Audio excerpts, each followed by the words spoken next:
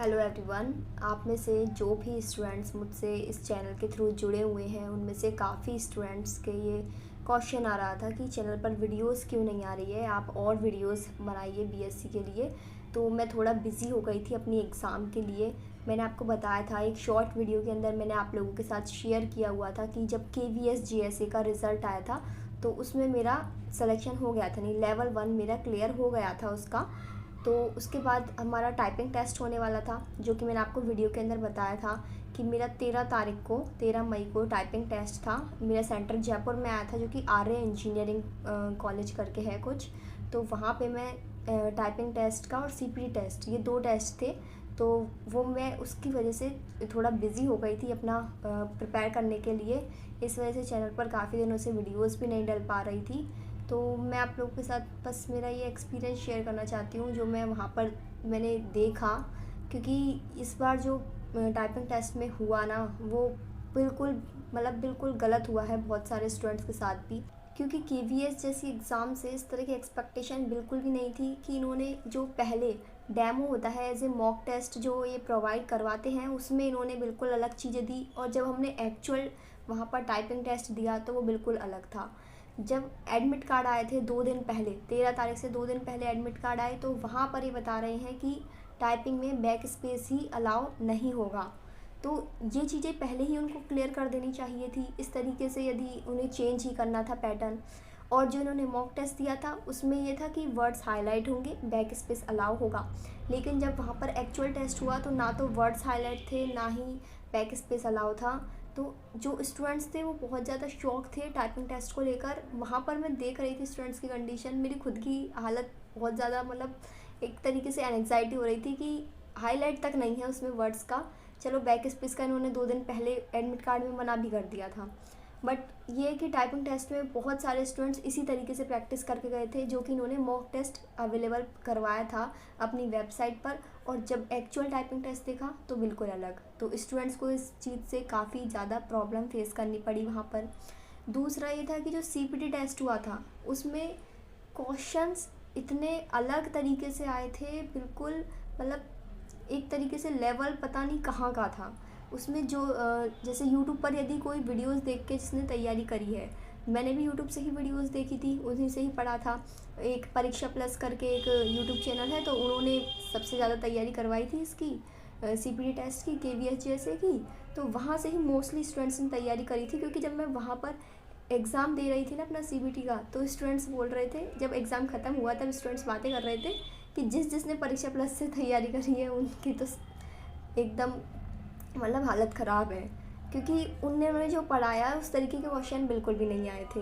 और भी यदि कंप्यूटर के लिए कोई प्रिपेयर करता है, उसमें MS ऑफिस था पूरा, तो एक्सेल, पावर पॉइंट, जो वर्ड्स वगैरह हैं, एसेस, तो इन सब से कोई इतने हाई लेवल के क्वेश्चंस एक्सपेक्ट नहीं कर सकता जितने कि उस एग्ज़ाम के अंदर आए थे। और जैसे कि एक तरीके से होता है ना नॉर्मल, इनको थोड़ा सा पढ़ के चल जाएँ कंप्यूटर के एग्ज़ाम के लेवल, तो वो लेवल बहुत ही ज़्यादा था क्वेश्चन का। और पता नहीं अलग ही तरह के क्वेश्चंस थे। जिस तरीके से स्टूडेंट्स पढ़ के गए होंगे मोस्टली, तो उनको बहुत ज़्यादा झटका लगा होगा क्वेश्चंस को देख के। मुझे भी लगा था कि ये कैसे क्वेश्चन आ रहे हैं CPT टेस्ट में, इस तरह के क्वेश्चन बिल्कुल पढ़े ही नहीं थे। फिर भी पासिंग मार्क्स था उसमें, तो एक तरीके से 50 में से 20 क्वेश्चन भी यदि आपके सही हो गए तो क्लियर हो जाएगा। तो शायद वो तो मेरा क्लियर हो जाए CPT टेस्ट, क्योंकि इतनी तो थोड़ी बहुत नॉलेज है कंप्यूटर की, और थोड़ा बहुत तो पढ़ के गए थे। बाकी जो यूट्यूब से जो पढ़ा था उसमें से कुछ आया नहीं। लेकिन मेरे लिए तो जो सबसे ज़्यादा झटके वाली बात थी वो मेरे टाइपिंग टेस्ट पे थी, क्योंकि मैंने टाइपिंग टेस्ट की इतनी अच्छे से मेहनत करी थी। उसमें है ना 35 की स्पीड चाहिए थी, और मेरी बैक स्पेस के साथ जब तक ये था कि बैक स्पेस अलाउ है तब तक मेरा 37 39 तक पहुंच गया था। तो मुझे लगा था एग्ज़ाम में तो 35 तक हो ही जाएगा। बट जब 2 दिन पहले इन्होंने बोला कि बैक स्पेस अलाउ ही नहीं होगा, तो फिर इतना बड़ा वो हुआ, क्योंकि एरर मेरी थोड़ी ज़्यादा होती थी टाइपिंग करते टाइम। तो फिर मैंने इन 2 दिन प्रैक्टिस करी खूब बिना बैक स्पेस के। और फिर भी वहाँ पर जब मैंने टाइपिंग टेस्ट दिया तो मेरी लास्ट की 2 लाइन रह गई। इस वजह से मुझे बहुत ज़्यादा दुख हुआ, स्पीड मेरी कम हो गई। उस क्या हुआ एक वहाँ पर देखकर सिचुएशन बहुत ज़्यादा, क्योंकि एक ये था ना कि हाईलाइट भी नहीं है वर्ड्स, तो वो लाइंस में कन्फ्यूज़न हो जाता है कि कहाँ पर चल रहे हैं। यदि हाईलाइट होते तो वर्ड टू वर्ड टाइपिंग सही रहती उसमें। तो इस वजह से मेरा जो टाइपिंग टेस्ट था उसमें भी 2 लाइन रह गई, बाकी सीपीटी टेस्ट शायद क्लियर हो जाए। अब देखते हैं क्या रिज़ल्ट आता है, रिज़ल्ट भी मैं आप लोगों के साथ शेयर करूँगी। बाकी सिर्फ ये चीज़ बताने के लिए मैंने ये वीडियो बनाई है कि देख लीजिए किस तरह की कंडीशन हो जाती है एग्ज़ाम के अंदर। आपको जो मतलब एज ए मॉक टेस्ट भी जो प्रोवाइड करवाया जाता है ना, उससे भी डिफरेंट आ सकता है आपका एग्ज़ाम पैटर्न। चाहे अब ये केवीएस जैसे एग्ज़ाम के अंदर हो रही है, तो किसी भी एग्ज़ाम के अंदर हो सकती है इस तरह की प्रॉब्लम्स। बाकी ये वीडियो भी मैं उसी दिन बना के डालने वाली थी, लेकिन पेपर से आकर वहाँ इतना ज़्यादा दिमाग ख़राब हो रहा था उस वक्त, इस कंडीशन में नहीं थी कि वीडियो बना पाऊँ। मतलब मैं आप लोगों को बताना चाह रही थी कि किस तरीके का हुआ है स्टूडेंट्स के साथ।